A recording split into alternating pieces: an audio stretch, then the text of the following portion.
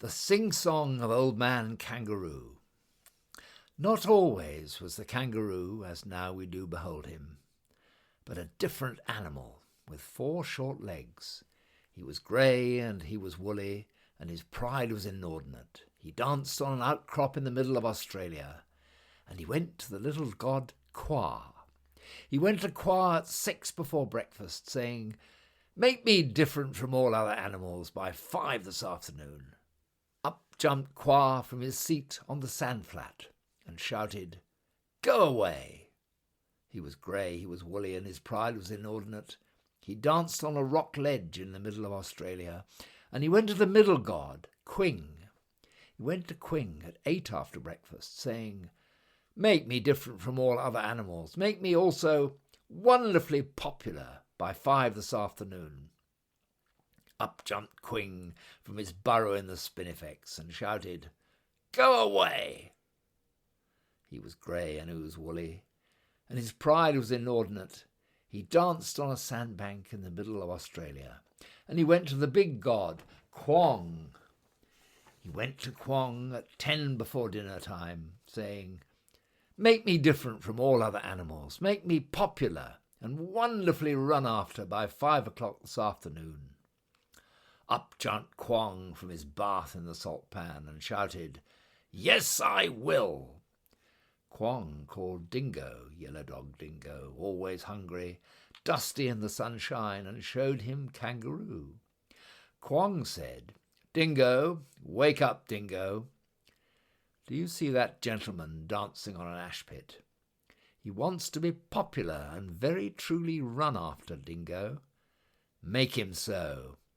Up jumped Dingo, Yellow Dog Dingo, and said, "What, that cat rabbit?" Off ran Dingo, Yellow Dog Dingo, always hungry, grinning like a coal scuttle, ran after Kangaroo. Off went the proud kangaroo on his 4 little legs like a bunny.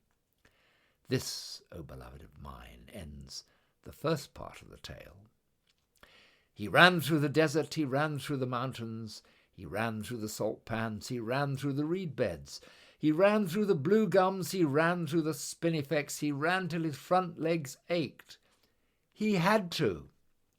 Still ran Dingo, Yellow Dog Dingo, always hungry, grinning like a rat trap, never getting nearer, never getting farther, ran after Kangaroo. He had to. Still ran Kangaroo, Old Man Kangaroo.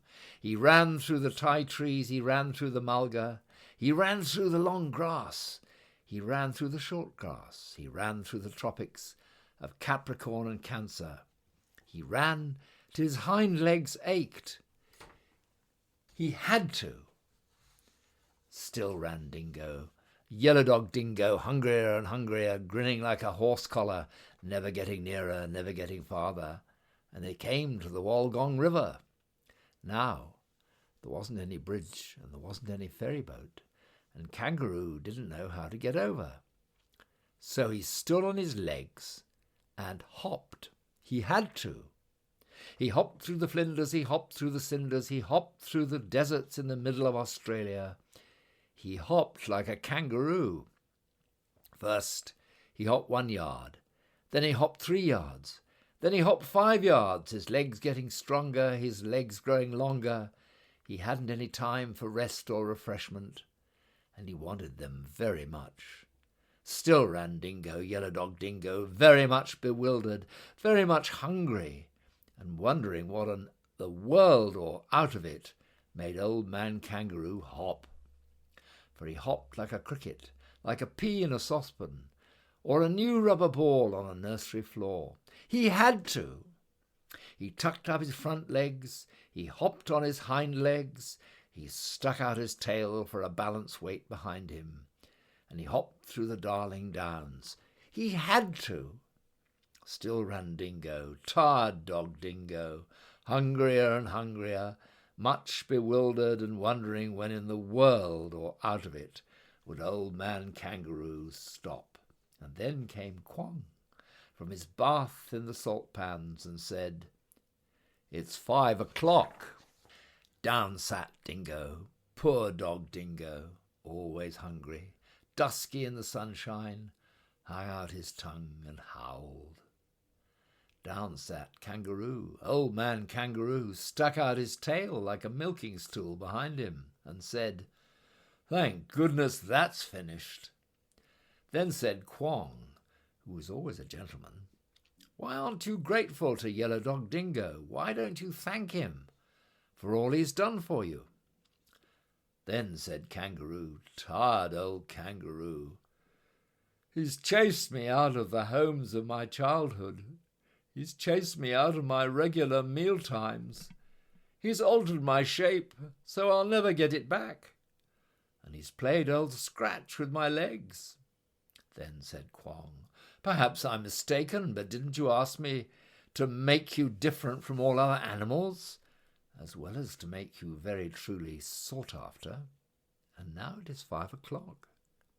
"Yes," said Kangaroo, "I wish I hadn't. I thought you would by charms and incantations, but this is a practical joke." "Joke," said Quong, from his bath in the blue gums. "Say that again and I'll whistle up Dingo and run your hind legs off." "No," said the Kangaroo, "I must apologize. Legs are legs, and you needn't alter 'em so far as I'm concerned. I only meant to explain to your lordliness that I've had nothing to eat since morning, and I'm very empty indeed." "Yes," said Dingo, Yellow Dog Dingo, "I am just in the same situation. I've made him different from all other animals, but what may I have for my tea?" Then said Quong from his bath in the salt pan, "Come and ask me about it tomorrow, because I'm going to wash." So they were left in the middle of Australia, Old Man Kangaroo and Yellow Dog Dingo, and each said, "That's your fault."